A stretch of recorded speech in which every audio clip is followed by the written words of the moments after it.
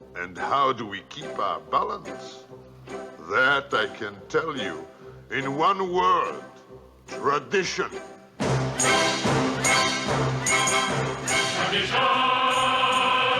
tradition, tradition, tradition, tradition, tradition. The views expressed on this episode of the Came to Believe Recovery podcast do not necessarily reflect those of KHLT, Take 12 Recovery Radio, or our affiliates. The opinions on this episode should not be taken as medical, psychological, or professional advice and are those of the host, co-host, and guests.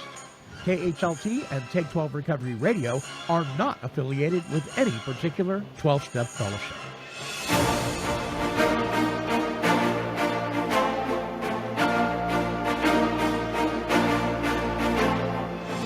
Well, greetings, my friends. I am the Monty Man from Take 12 Recovery Radio, and this is the Came to Believe Recovery Podcast.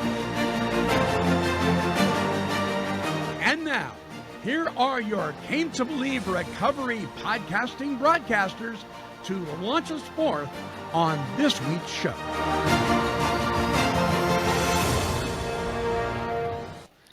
Well, hello. Who's doing the hello without Alicia? Oh,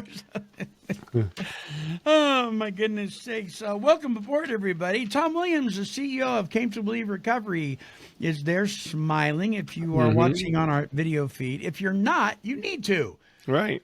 Simply go to, you can just go to, you can do a couple things. You can go to cametobelieverecovery.org and click on the listen button if you want to listen and download the audio. From there, you can also watch the video feed as well as go to take12radio.com. Tom, what are we doing this week, buddy?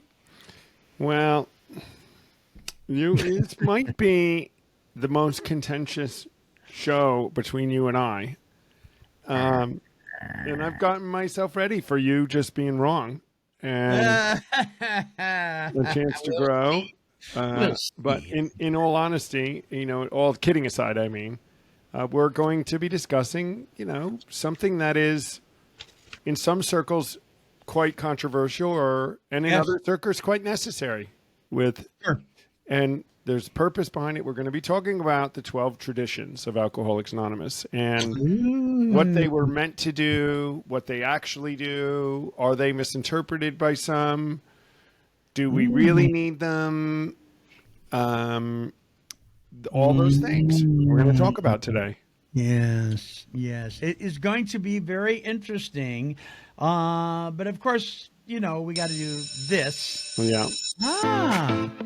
Something new. Hey, Monty Man, I don't mean to interrupt, but guess what? What, Cecil? You've got mail!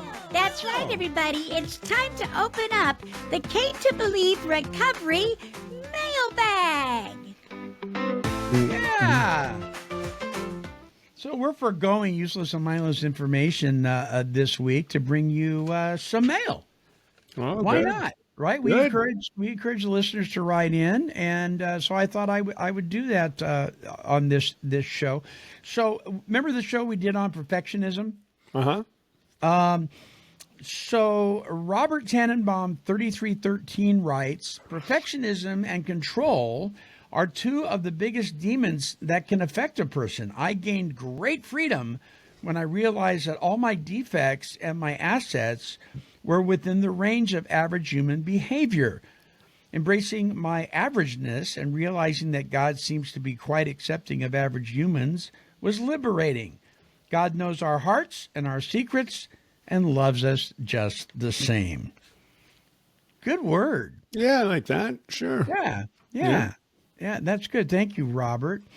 And then we got a couple from last week's show, which was submission versus surrender. Gall-V6M writes, that was a great show, Monty. Learned a lot. I went to a Came to Believe recovery meeting today with Alicia covering step 5. It was good and I enjoyed it. I wanted to see a little more about what you guys do. I am currently in Herb K's step workshop. You might know him as he also works with Dr. Alan Berger. Yes, I do know Herb, and I do know Dr. Berger. Good for you. And I'm really glad Gowl-V6M that you went to the Came to Believe recovery meeting, online meeting. I hope you keep coming back. Thank you for that. And that individual also writes the difference, referring to the recovered versus recovering thing that we often talk about. Difference of recovered or recovering. No cure from the common flu. I was lying in bed recovering, but now I am okay. You can even get recovered from something as serious as man flu. Indeed. Yeah, we don't have a problem. We know there's no cure for the flu, but we do recover from it when we address it properly, right, Tom? Absolutely. Absolutely. And then Deborah Jones, 9473, wrote this yesterday. This had to do with last week's show when we referred to that statement that some people will make on occasion in meetings: sit down and shut up, you have nothing to say. Remember we were talking about that? Mm-hmm. And Deborah writes, I've heard that statement of sit down and shut up more frequently than I'd like. It makes me shudder every time and pray that the receiver comes back into the rooms. I don't think I would have. I've heard that the definition of this is ego deflation. I disagree wholeheartedly and see this as arrogant and abusive, not having any place in the program. Our ego is deflated when we come to the place of hopelessness, desperation, as we admit our powerlessness over alcohol, needing help outside ourselves. This statement and the like are narcissistic, controlling, and shaming, which is the reason many of us drank to numb and bury the pain of self-talk, of I'm useless and don't matter. Unfortunately, this came from a member who is respected in the rooms as a pastor.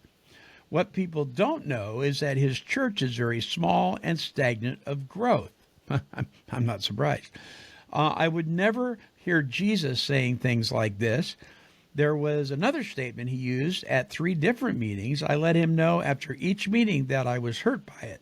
No remorse or apology for the offense. Finally, at the next meeting, he made the same comment. During the discussion time of the meeting, I called him out on it as it was also fitting with the topic.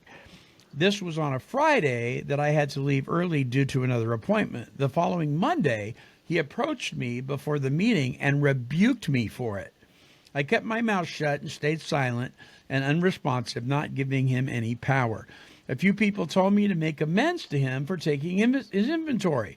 Why make amends when someone is not only hurtful to me, but others as well, especially a newcomer? Because of that fact, he claims to be a pastor. I don't find Paul or any other apostles going to snakes and apologizing for calling them out, even by name. The book of James speaks much about the tongue, especially to those desiring to be a leader in the church. If one cannot control his tongue, that means religion is useless. To whom much is given, much is required. He never again used that statement. Wow. I am really sorry, Deborah, that you experienced that. Unfortunately, this happens way more than we'd like to admit, doesn't it, Tom? It does. Yeah. Yeah. Yeah. So what would you say to Deborah? What kind of encouragement would you give her?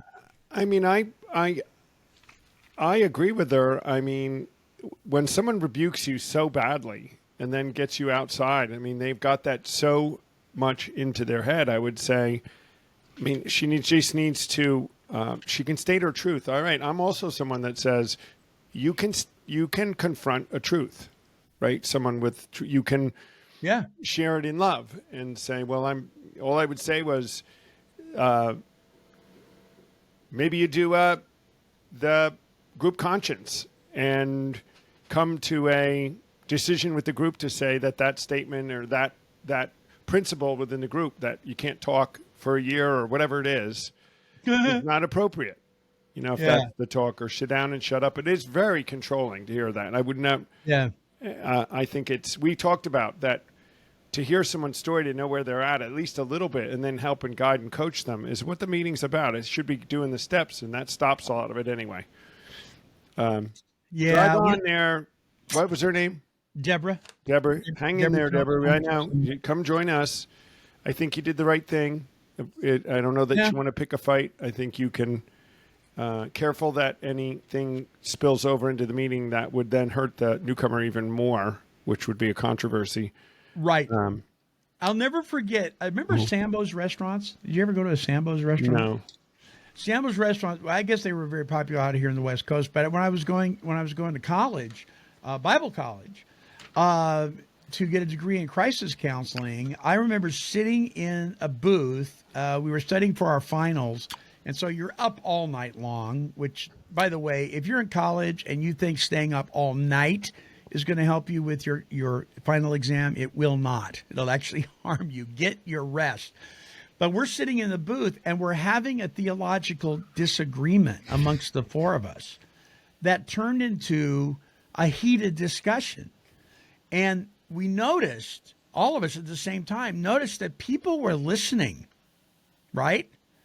And it was very convicting because, oh my gosh, no wonder people don't want what we have. We can't even agree on anything ourselves. So, yeah, we've got to be very mindful who's in the rooms and who's listening. And if we could take issue with this, but if the newcomer if we say they're the most important person there, you better watch what comes out of your mouth. Yeah. So, Deborah, right on. Right on. And way to go. You got to set boundaries with some people. It's okay. But yeah, there you go. What did he say at the end? He never used the phrase again? Yeah. He never again used that statement. So he got convicted of it. Yeah. So, good job. Yeah. All right. Well, that does it for the Came to Believe Recovery mailbag. We'll be back right after this. Check this out. Hey, this is the Monty Man. Now, I know you're already listening to our Came to Believe Recovery podcast, but did you know there is so much more to Came to Believe Recovery? Now, I'd like to invite you to experience their website right after this show and get to know the incredible work that you can be a part of as well as we work together to break through to the hope that comes through what the founders of Alcoholics Anonymous referred to as the spirit of the universe. So, write this down. Came to Believe Recovery.org. You got it? That's Came to Believe Recovery.org. Now, back to our show. Because of our traditions, we've kept our balance for many, many years. We have traditions for everything. How to sleep, how to eat, how to work, how to wear clothes. You may ask, how did this tradition get started? I'll tell you. I don't know. But it's a tradition. And because of our traditions, every one of us knows who he is and what God expects him to do. Tradition! Tradition! Tradition! There you go. Oh, it's great. He says, why do we have these traditions? I don't know. Where'd they come from? I'm gonna go follow something. I have no idea what it's from just because someone else did it. Wow, So- I'm glad you played that, brother. Yeah. Actually. Yeah, well, I'm going to clear the air right there. Yeah. Bill Wilson, co-founder of Alcoholics Anonymous, wrote the traditions for AA to address the growing need for a governing structure as the organization expanded. Initially, AA was a small group of individuals who had managed to stop drinking, but as it grew, Wilson recognized the importance of establishing principles to ensure unity and facilitate the organization's growth.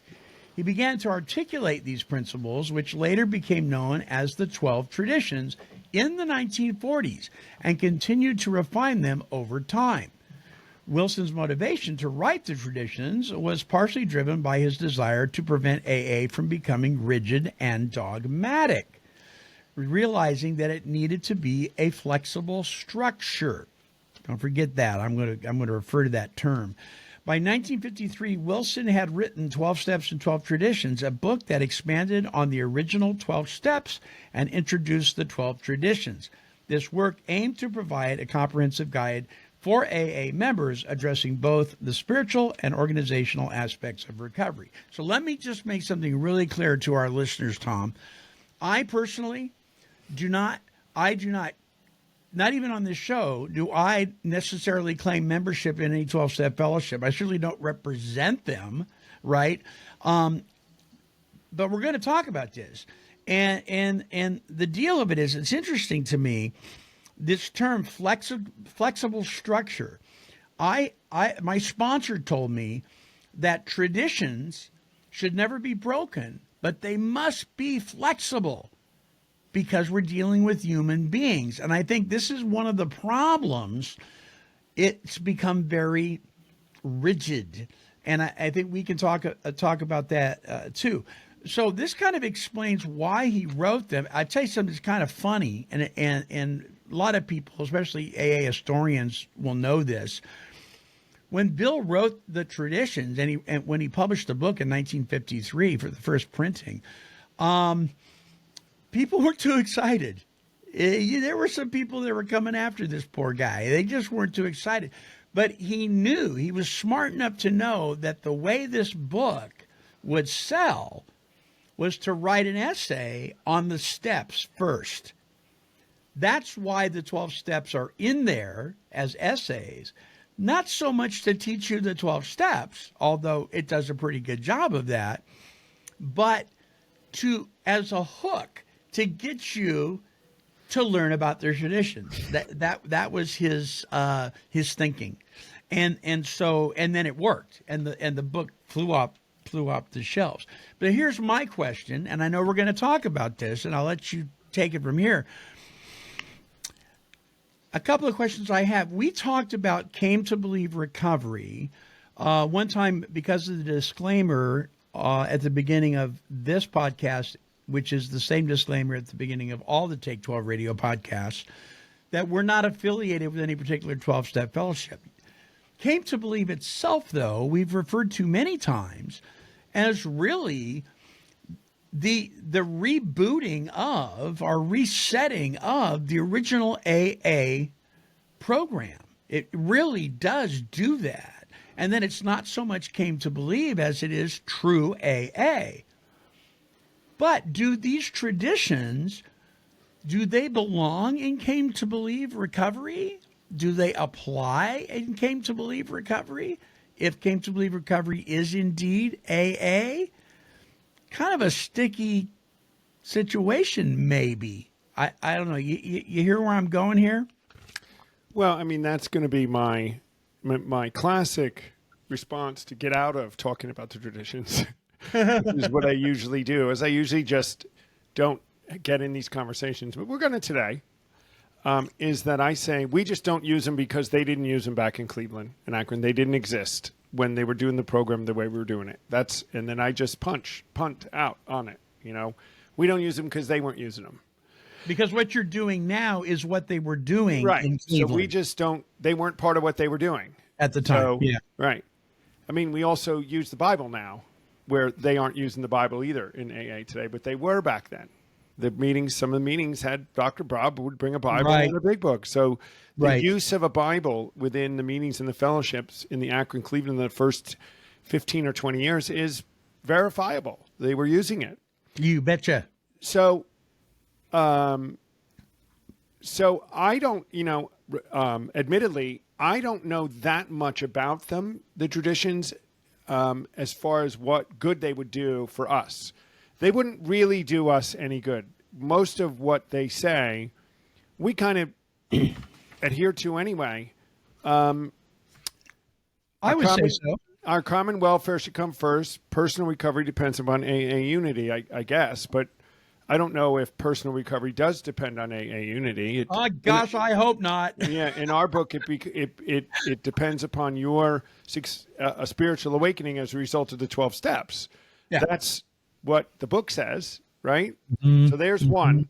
For a group purpose, there's one ultimate authority, a loving God as he may express himself in our group conscience. Well, they weren't doing that back in the 1930s and 40s at the beginning. They weren't asking the group, who do we think our God will be for this group?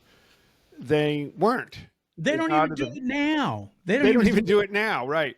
No, and in fact, that's a very interesting tradition because, so my 12-step home group, God expresses himself as Jesus Christ. Okay, that's who he expresses himself as. You don't have to agree with that. You don't have to. You can argue the point. We don't care, but I'm just telling you that's who he expresses himself in our group conscience. And people say, well, you can't do that. Well, according to tradition too, we can. So you're right. We've actually used that as, if you want to go with it, if you're going to hold us to the traditions that we can't, we're going to tell you that we can. Absolutely. Because our group conscience is. And we also do a group conscience that says we can use the Bible in the meeting. Absolutely. Absolutely. And And there's nothing against the tradition by doing that. No, at all. At all. Yeah. No. So that's that one. The only requirement for AA membership is the desire to stop drinking. Duh. Okay. Well, all right. I don't know. Did we need that? Does that have to be a tradition, right? Actually, I might say, well, we want to reach Al-Anons and others, and we want to reach people that want to just get their brokenness. Does it have to be stop drinking? I don't know. We don't let anybody. We wouldn't turn anyone away. We have open meetings, but I would say there's not even a requirement. Yeah, I would. Right. There's no requirement. Show up. You want to get a better life. Each group should be autonomous except in matters affecting other groups or AA as a whole. That's a ridiculous statement. So you're autonomous unless it affects other groups or AA as a whole. So you're not really autonomous. You have to understand what other groups do and make sure you're not affecting AA as a whole. That just negates your autonomy. You're not really autonomous. All right, hold on. Let me get the gloves. Right. You're not really autonomous. Okay. I think for Alcoholics Anonymous' sake, not Came to Believe, but for Alcoholics Anonymous' sake, I think this is very important because, so. But autonomous from what? Okay, well, see, when you say autonomous, what we're talking about is, for instance, I want to pick on the Assemblies of God. That's a denomination within Christianity, right? The Assembly of God churches are governed by districts, right? And so you have a district of maybe 20 churches, and there's bylaws and blah, blah, blah, blah, blah. But each church has a right to operate really kind of how they want to. They don't all have to have pews. They don't all have to have folding chairs. They don't all have to meet indoors. They don't, you know what I mean? They can pretty much do what they want until they start violating some very basic principles. If they're teaching that Satan is your savior, Assemblies of God's going to step in and say, no. But if they say everybody can wear cutoffs and have tattoos, they're not going to say anything, right? So they're autonomous in the sense that every church can pretty much operate how it wants to as long as it sticks to some pretty basic stuff. And I think that's what this is saying. Your group can pretty much operate how it likes, including being specific about who their higher power is. But once it affects the entire fellowship as a whole and it's destructive for the entire, if you're saying, well, this is what everybody in this whole organization believes, now we have a different issue and we need to sit down and have a discussion. So that's why I think that's important. I mean, the way you explain it and using a church or any large organization with like chapters and verses that always have a little bit of flexibility, even our government has a little bit of, they can wheeze, it is. But what I've seen, Monty, is that this autonomous thing has been taken too far in that they can do whatever they want. And they can affect AA as a whole. If you go, in my book, any group that isn't saying that what you do when you come here is you take the steps, the solutions and the steps. We want to know when you're going to do it. If they aren't if their autonomy says that they don't want to use the steps or talk about it, then they're not. Then that affects. They are affecting AA as a whole. Yeah, Now, I agree. But I agree. it's taken where people don't get that. I'd go in and argue, then you're not AA. You are affecting AA as a whole if you don't do the steps. Absolutely agree with you. So Absolutely agree with you. I Yes. think that gets used by the legalist or those that don't understand what it really means to mean that you really are super autonomous and that you can do whatever you want, and you really can't. Yep. Let Okay. me I'm go on the same back. page with you here. I want to step back a second because I believe, and I've heard this, and I could get some evidence. Someone will write in, maybe, we hope, that some of the reasons for this are that, him wanting more flexibility and not to be dogmatic. Well, where'd that come from? The New York people who didn't want the higher power to be the power of the founders, and they wanted openness to be able to have doorknobs and stuff. So let's write a set of traditions that backs this watering down. I'm just making a suppose, what if. And what followed this was not great success and great increased rates of recovery. That statistics don't show that this had this great effect on it. I make a case that it actually codified the watering down and then allowed it and just was a set of rules that now allow the organization to grow the way it is. Listen to this one, too. Each group is one primary to carry its message to the alcoholic who still suffers. What's the message? The message should be the 12 disciplines, the 12 steps. Okay, so if and developing a relationship with the Creator. Right. That's what the message should be. If you do that, the rest of these will fall in line. Like you wouldn't need these, right? Bear with me. I don't know that you would. Yeah, but you AA still never have to, endorse finance or lend a name to any related facility. All right, I get that. Enterprise, less problems of money. I get that. Okay, back up for a minute. Let me address what you were saying about because I did say I wanted to touch on the term flexible structure. I believe that now I see where you're going with that, and I would agree with you. I think a lot of times these traditions have been used to go in a direction, to justify going in a direction that AA was never intended to go. Yeah, that's what I mean. Totally agree. Totally agree with that. That's the human condition. The very reason why these traditions were important was to set the boundaries so the human condition wouldn't take over and do what they want. So is it contradictory? Yeah, I agree with you. I think you're right. I don't think that was Bill's intention, though. I think Bill's intention was he recognized. Remember, you got to remember, he communicated a lot with some pretty influential people in the medical profession, within the church, right? And certainly with the folks that associated with Dr. Bob. Dr. Bob was adamant about the Christian roots. Bill was kind of, a little fuzzy on the edges with some of that. But I think Bill's intention was there's going to be more revealed. We're living in a world of scientific investigation, and the medical profession is going to change. And we need to be open to some of these ideas. And so we need to stay flexible. Again, the traditions should not be broken, but they need to be flexible because of the human condition. I think that was his intention. What happened? Yeah, I don't put on Bill so much as I do the fellowship, if that makes sense. Well, it does. I mean, it certainly has been taken that way. But if you were in Akron and Cleveland the first 10 years and you followed the program the way it was when it was the most successful, and you were there and you were in the fellowship and you were doing what we were doing, nobody would have thought about this. The idea that we needed these kind of things, I just don't, it didn't come from that. It didn't come from, wow, it's working so well here. Let's write these traditions.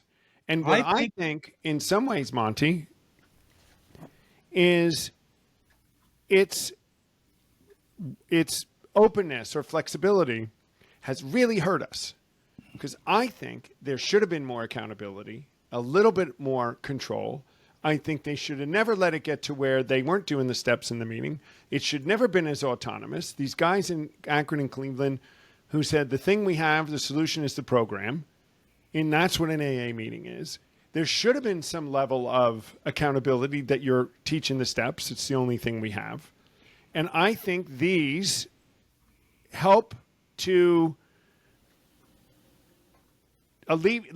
keep that away. These codify again the idea that no one should ever do that. And, we think, I remember talking to Sue Foreman, and I'll use her name because she would say it herself.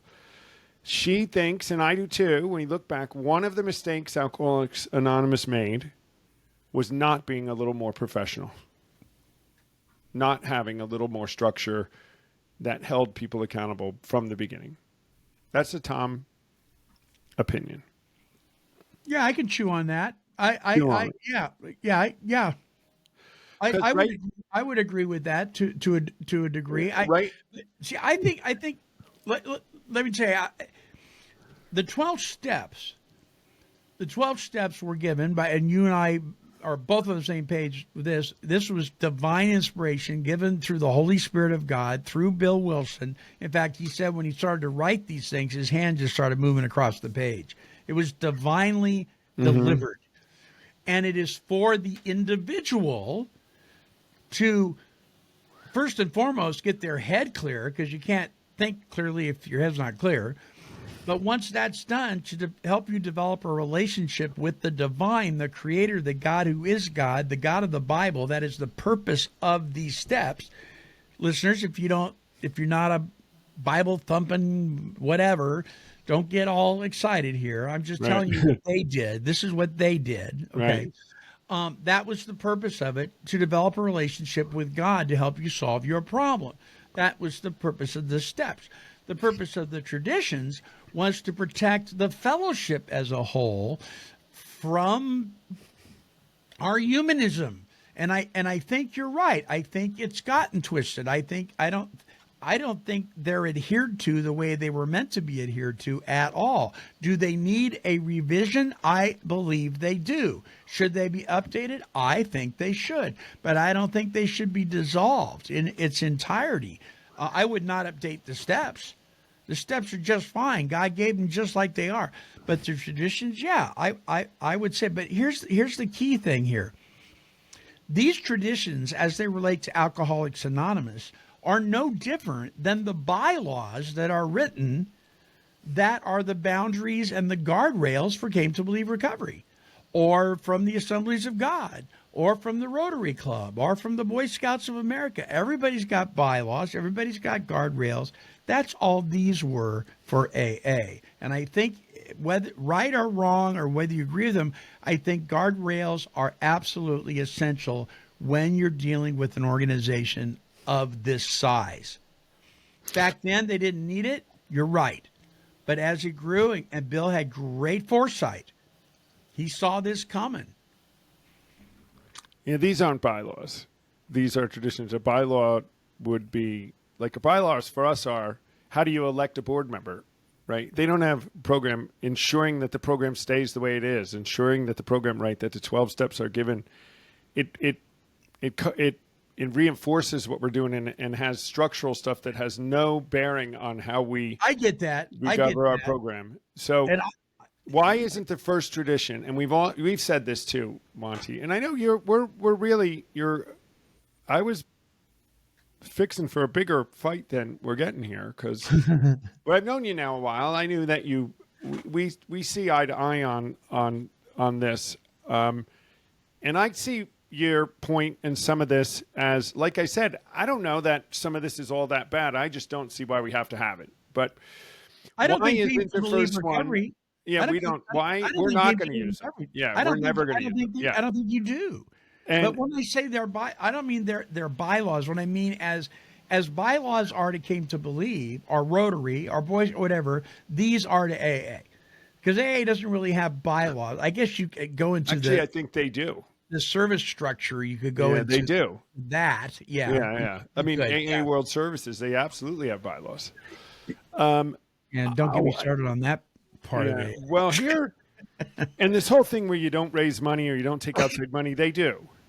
Or go into AA's rules, they can actually take money if they want.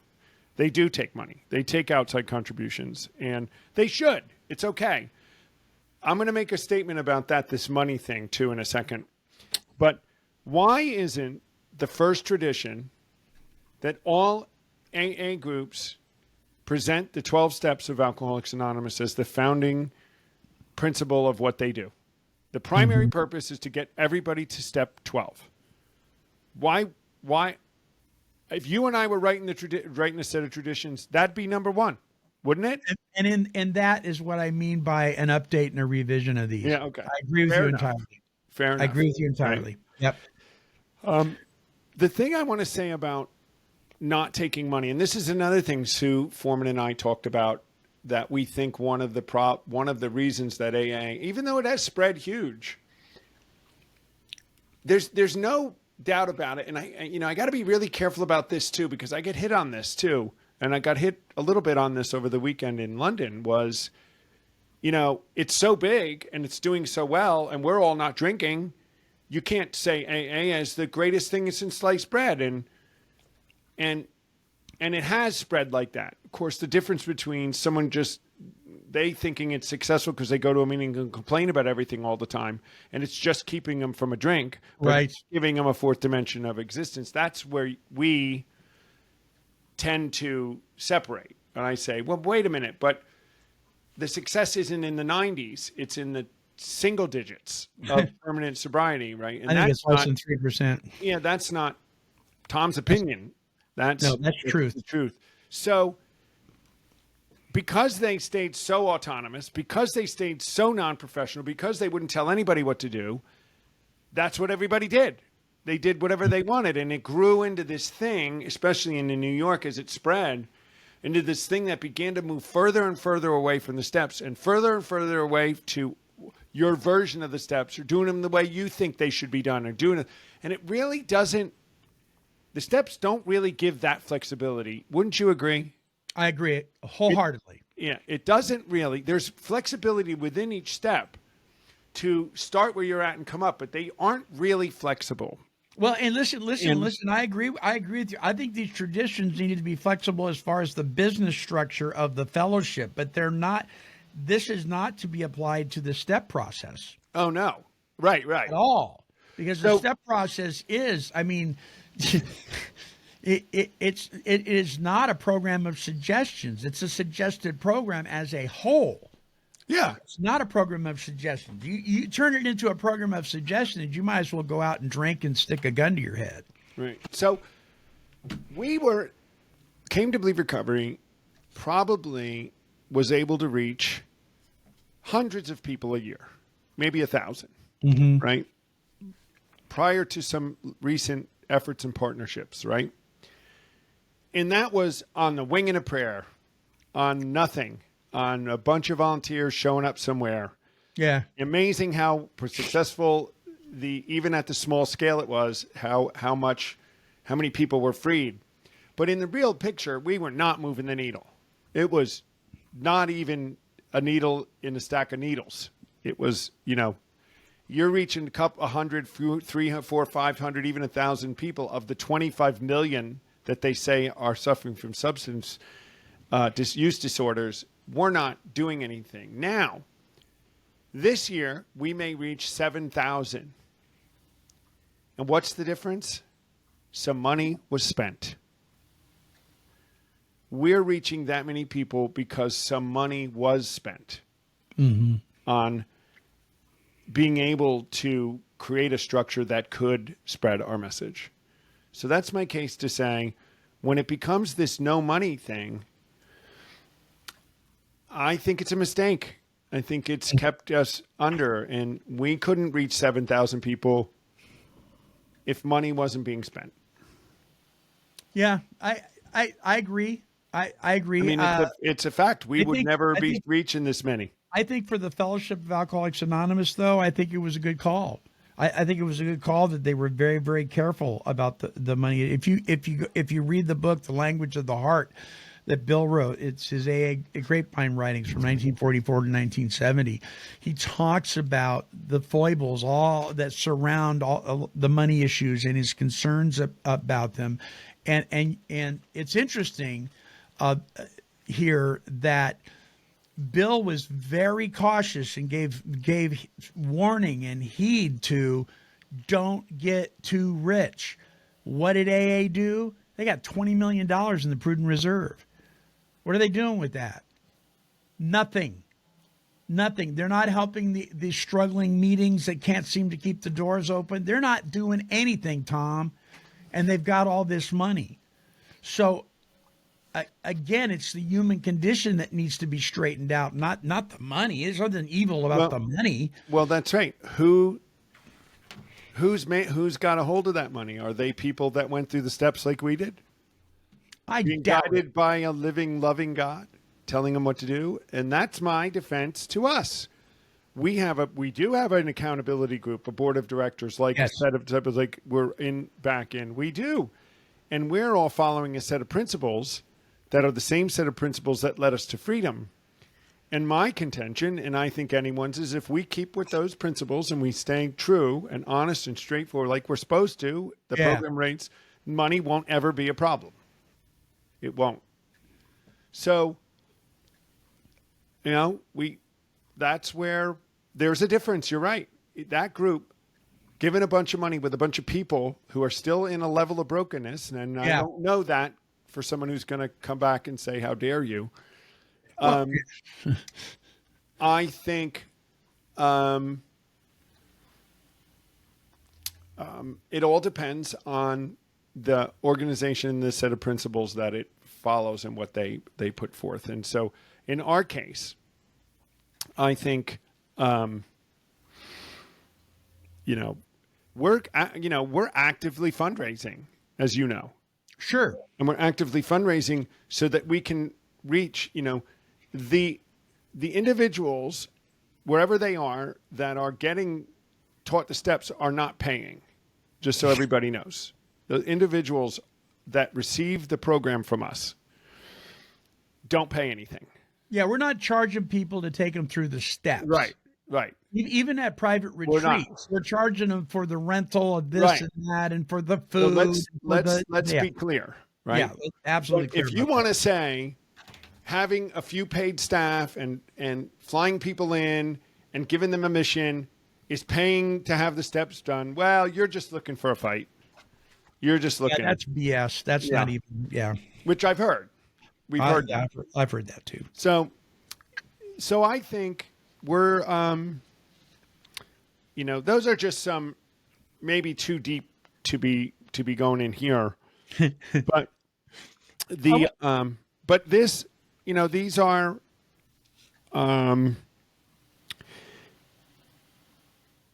I just wish they hadn't been. I just don't see, for me, Monty, with what I do and where I've been in this, I still don't see the use of this or even consider it in what we do.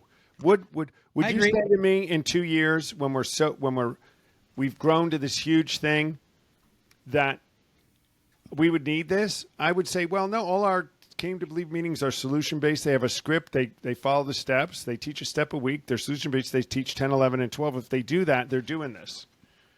I don't know that we would ever need it. Yes. Okay, so right? this is cool. This is cool. So if you're living in steps 10, 11, and 12, you are practicing 1 through 9. Right. Take the numbers. Just take the numbers off of them. You're practicing those principles, right? Yeah. So in the same vein, right?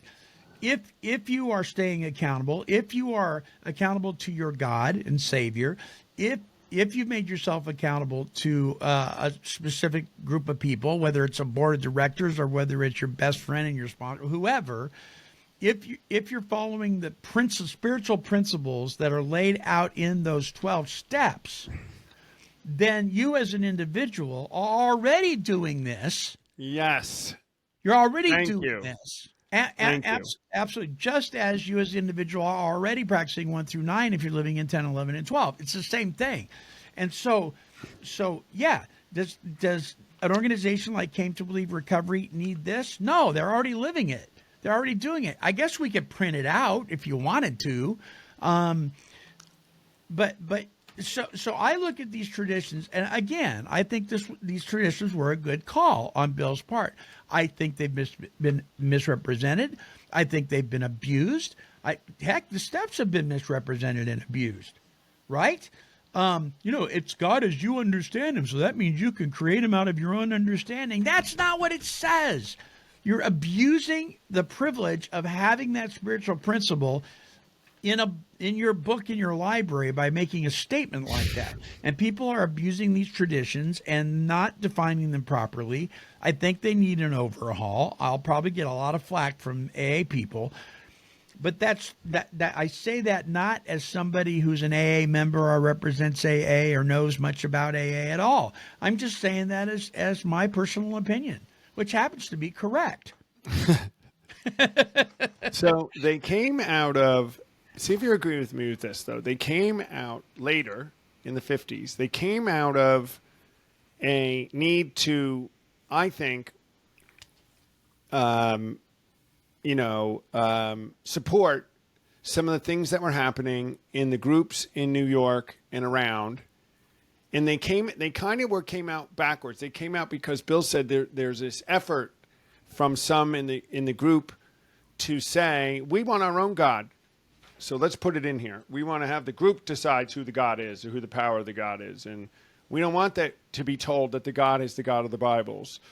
We want to just have drinking. That was the thing, right, Monty? That's what NA came out of when they decided it's only to stop drinking, right? How many people say tradition 3 is broken if you have anybody that's not drinking? Right? So these were more of a reaction to what was happening and a support than coldly saying, as we grow, before we want to grow this way. Why didn't they do this from the beginning? It didn't come until the 50s when it had gotten to a place where they wanted to be allowed to do this. They wanted to be allowed to have this. I don't think that was the spirit as originally written by Bill. I don't think that was his intent. But I'm listening. I'll give it that. You got to remember, these folks didn't have a whole lot of sober time anyway. Well, these guys, Bill would have been in 10 or 12 years by then. Yeah, but that's, 15 years by then. One could argue that I'm still a newcomer at 40 years sober, but maybe you are. Bill still had issues, man. I know. I heard that all weekend. He still had issues, but you know what? Was Bill a mess? Yeah, but he was God's mess. And so you could take Clarence was wacko. Bill was wacko. Bob was probably the only stable guy, and he was drunk. I'm just saying that we need each other. We need people like that. I got an interview coming up with a guy. Yeah, he's made a movie called Bill Wilson, Conscious Contact, and it's all about transcendental meditation. And I'm like, and I was talking to Chris Schroeder the other day, and I said, what do you think of this gentleman? And he goes, well, we need people like him, Monty. We need him.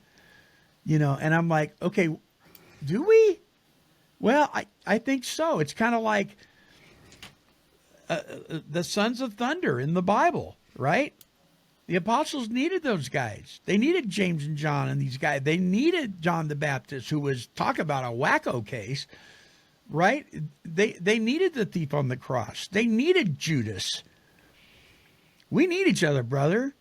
And sometimes things like the 12 traditions will serve as a tool that God will use to expose some of our foibles so we can change.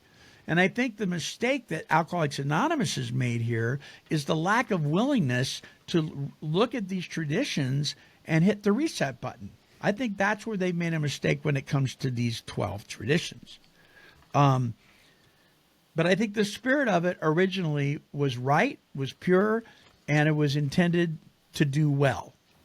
That's just my And opinion on it. in the end, I don't want to stand against them, because the AA rooms, the rooms where people are coming today, the feeding ground for us, the place Clarence wanted us to be in AA, not outside of it.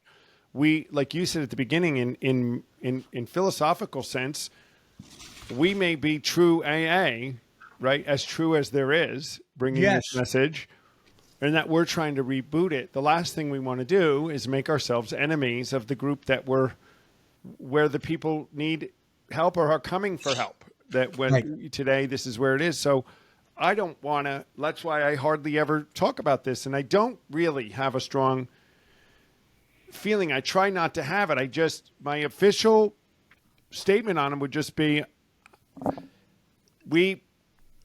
it's like the 12 10 commandments, if you're loving everybody, you don't need the other 9. Well, it's interesting you say that, buddy, because if you will apply the whole idea and the purpose of the 10 Commandments to these 12 traditions, this is very interesting. Because the 10 Commandments were put together. God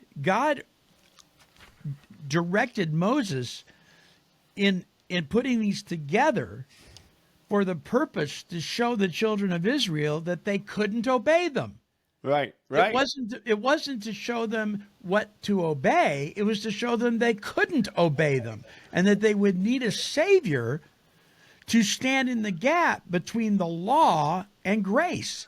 They were put. Now, if you apply that to the 12 traditions, you could almost say in the purest form, God inspired Bill to write these to show us we couldn't obey them. Right. That we need a savior. But then we come along and say, because of this, if you just do the steps, let's bring you back to the steps, you'll have a spiritual awakening and you won't need these. Not that we're the savior, but we're the back. Yeah, that's just, I get it. What So you're saying. let me share this. I with know you. that. I will tell you this, that so we have Chris S. and I did a workshop. I think there's like 31-hour presentations at take12radio.com under recovery workshops. It's called Walking Through the 12 Steps and 12 Traditions.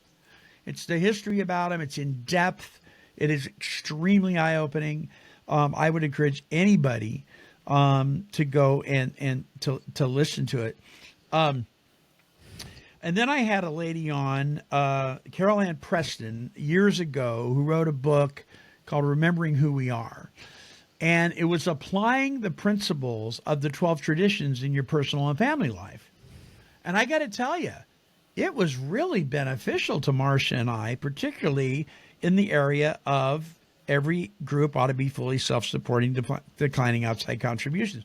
We applied that to our family. That we needed to be self-supporting, not declining people if they wanted to help us financially when we were hurt, not that kind of thing, but that we weren't going to be dependent completely on other people to support us. We were going to work hard. We were going to put our best foot forward. We were going to earn an honest living, and we were going to pay cash where we could pay cash and not raise debt, because we had gotten into trouble in debt before. And so the 7 tradition helped us as we applied it in our personal and family life. When Take 12 Recovery Radio started, the entity of Take 12 Radio, and when we had an advisory board at one time, and our family, we made this agreement. Take 12 Radio's got to be self-supporting. We cannot depend on the wallet of Monty and Marcia to support this. We're going to give it some seed money and get it moving, but we can't pay for this venture. Now, have we followed that strictly? No. We have paid for this venture a lot, but it has helped us to kind of reset our priorities. I'm just saying that there are principles, spiritual principles within these 12 traditions that I think can be helpful.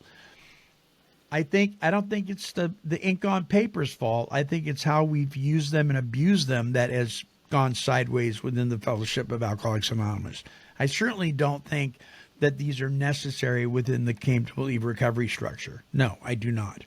But anyway, there's my spiel about how I've been able to apply them in my personal life to some degree. There we go. And I don't even want to start about anonymity is the spiritual principle of all our traditions. That has been so.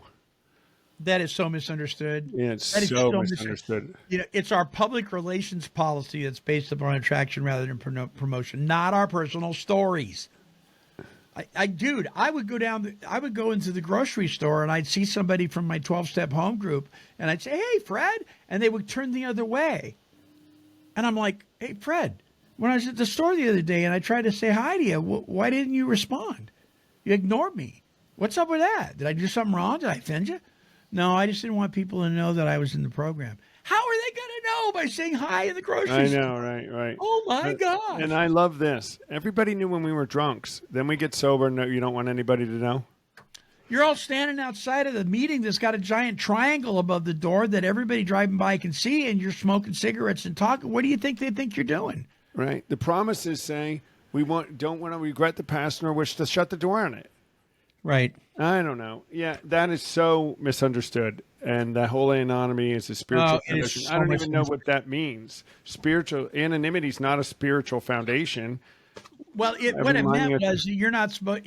People that get boastful about their association with their 12-step fellowship, and they act like they're representing it, and they're if you look at a lot of the celebrities that have done that, most of them have relapsed. They're principles before personalities.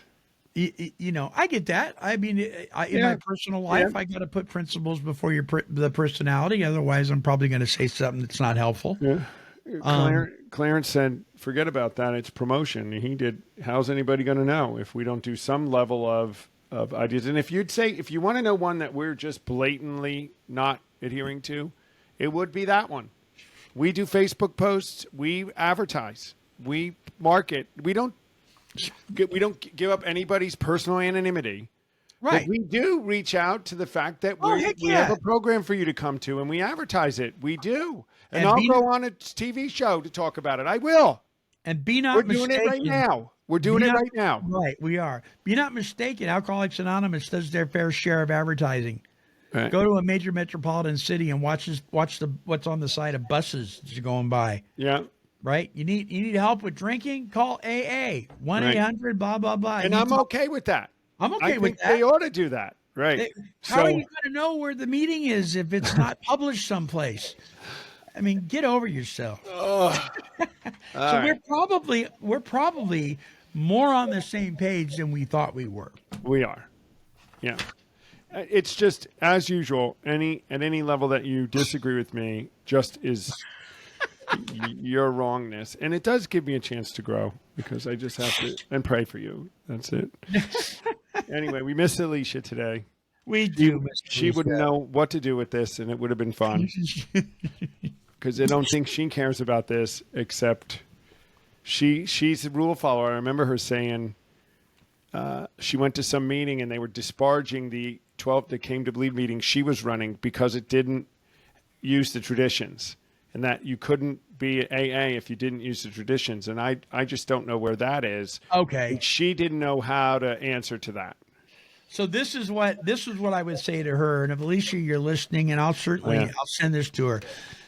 And this comes right from the mouth of Chris S., my mentor, who's probably one of the most in-demand AA circuit speakers out there for years. Alcoholics Anonymous, a meeting of Alcoholics Anonymous, or an individual member of Alcoholics Anonymous has more right to break a tradition than AA has the right to punish them for doing so. Absolutely. If you're that stringent about this, then you're not practicing the 12 steps. Well, you're just not. There's a mic drop. There's a mic drop. Yeah, absolutely. Brother, we're out of time. We have a closing song, and then I've got a closing thought at the end of it that's really not my thought. It's a short thing I want to read to you guys. That I think really wraps this up really, really well. Closing thoughts from you. I think I got it. I think just Yeah.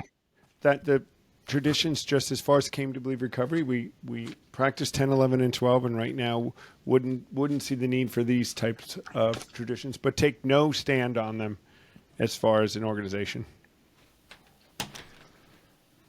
The email address, Yeah, oh my. take12radio@comcast.net. Yeah. And I will forward any complaints you have to Yeah. our CEO. Email us. We want to talk about it. It's okay. Yeah, we'll read it in the Came to Believe Recovery Mailbox. Yeah. Yeah, absolutely. All right, our closing song is by Randy Stonehill, and it's entitled "I Turn to You." Boy, we better be turning to God. And so we'll hear this, and I'll come back with my closing thoughts. Here's Randy.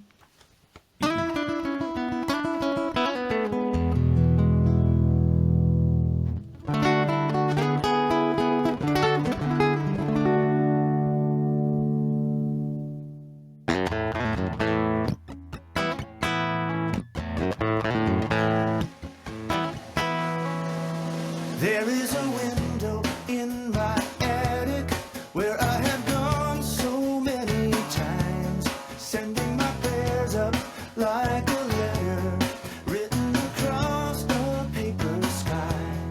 And as the days turn into seasons and the seasons turn to years, I am speaking less and learning how to hear.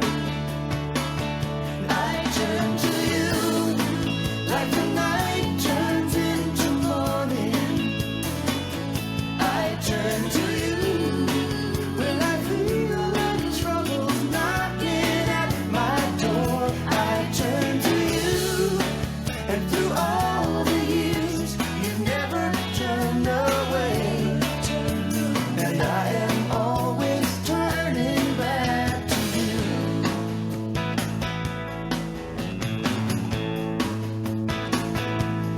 All of the times when I was foolish, I've only got myself to blame. Oh, I have tangled with temptation, just like a moth drawn to the flame. But as I sifted through these ashes, there is one thing I have learned. Your healing touch is there when I get burned. And I turn to you like the night turns into morning. I turn to you when I feel like trouble's knocking at my door. I turn to you, and through all the years you never turned away. And I am always turning back to you.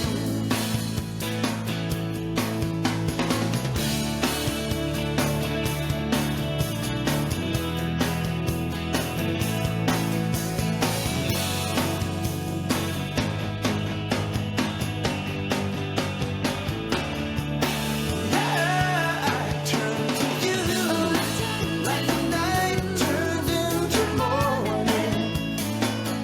I turn to you when I feel like trouble's knocking at my door. I turn to you after all the years you never turned away. I am always turning back. I am always turning back. I am always turning back to you.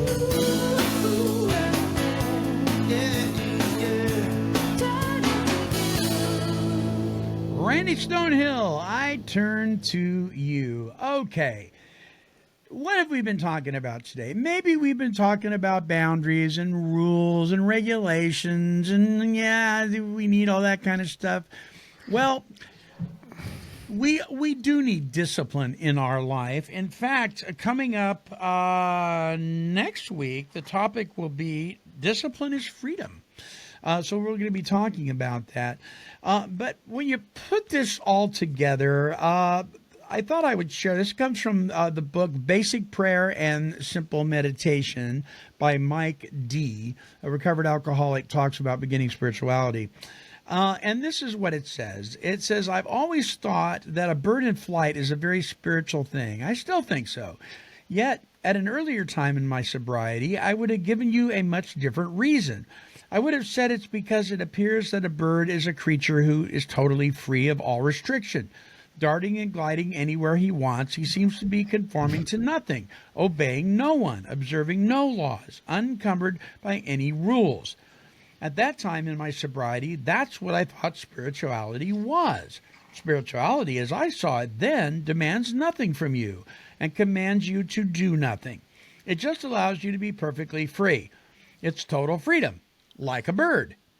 Then, one morning, I noticed a stark reality about birds that never occurred to me before as I was watching a young sparrow swoop back and forth around my window.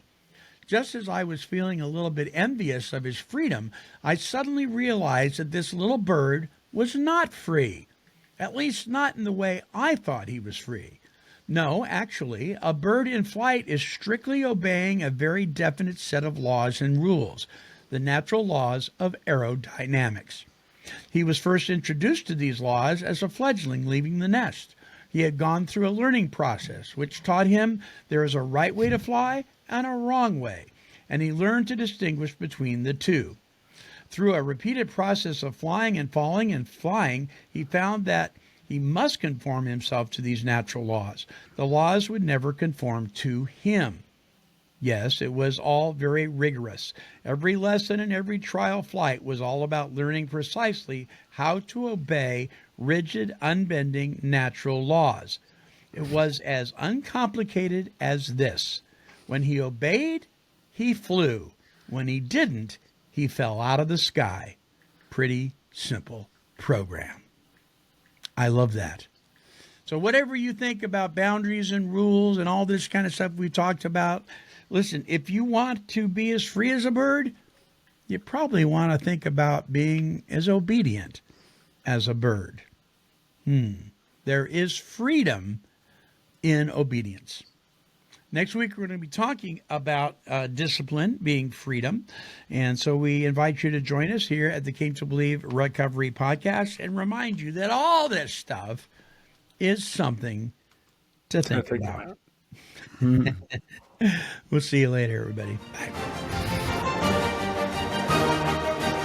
Came to Believe Recovery strives to create and promote opportunities for life-changing spiritual experiences for individuals and families suffering from all forms of addiction. For more information, help, and support, visit cametobelieverecovery.org. I'd like to thank you for allowing me to be your host on this episode of the Came to Believe Recovery Podcast. And I would encourage you to like, bookmark, and subscribe to this show. When you do, you will join the Take 12 Recovery Radio family and will be notified of all of our recovery-focused shows throughout the week. Until our next broadcast, when we provide the essential spiritual tools needed to thrive by sharing our experience, our strength, and our hope through our stories of how we came to believe. This has been a production of Take 12 Recovery Radio. Yeah, kitty, kitty, kitty. Meow. Woof, woof. This has been a Chicken and a Pig production.